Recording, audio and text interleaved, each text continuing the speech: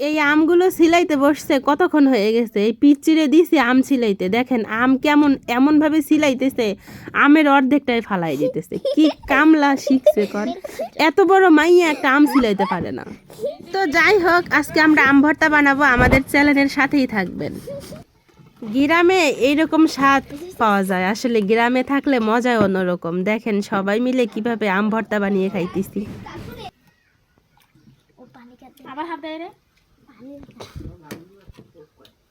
আমি তো ক্যামেরাম্যান, আমি তো আর কাজ করতে পারি না। দেখেন ছোট বোনদেরকে দিয়ে কিভাবে কাজ করাইতেছি, ওরা ভর্তা বানাবে, শুধু আমি খাবো। কি স্বাদ, তাই না? এনে ফেলেন না, আর নাম এটা মন্ডা লাগে তো।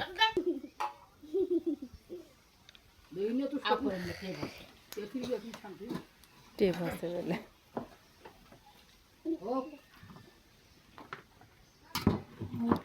কুচি কুচি করে কাটে, আলু ভাজি করে কুচি কুচি করে কাটে। হ্যাঁ, কুচি কুচি করে কাটে।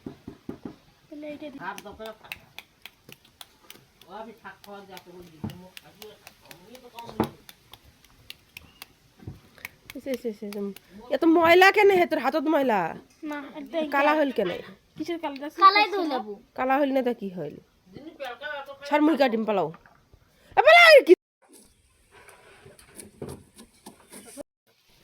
কিচ্ছু করার নাই, যতই বলি না কেন এই ভর্তার মধ্যে ময়লা লাগাবি না, ময়লা হাতে ধরবি না, তা কি আর হয়? ছোট বোনদের হাতে খাইতে গেলে একটু তো ময়লা লাগবেই, তাই না? লাস্টে ওদেরকে উঠাই দিয়ে আমি বসলাম ভর্তা বানাইতে। একটু কাঁচামরিচ দিলাম, একটু লবণ দিলাম। তো আমাদের ভর্তাটা কেমন হয় অবশ্যই পাশেই থাকবেন, আপনাদেরকে দিয়েও খাবো।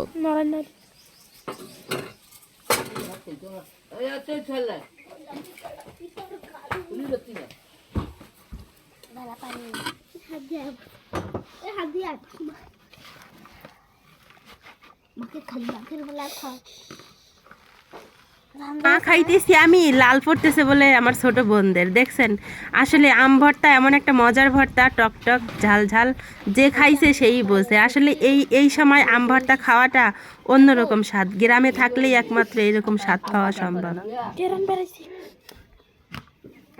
আম ভর্তার নাকি ঘিরান বেরিয়েছে, আপনারা কি ঘিরান পাইছেন? অবশ্যই কমেন্ট করবেন।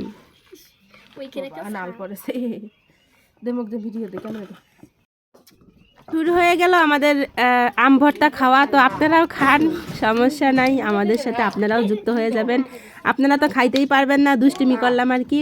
আর কে কে আম ভর্তা খাইতে পছন্দ করেন অবশ্যই কমেন্ট করবেন। আমি এদেরকে বলবো একটু কমায় কমায় খাইতে, আমি যেন একটু বেশি বেশি খাইতে পারি। এইখানে আমগো দাদি আম ভর্তা খাইবো, আপনাদেরকে দেখাই আমগো দাদি কেমন টক খাইতে পারে। সেই টক খাইতে পারে, দেখ দাদি কেমন করে টক খাইতে গিয়ে কি করলো।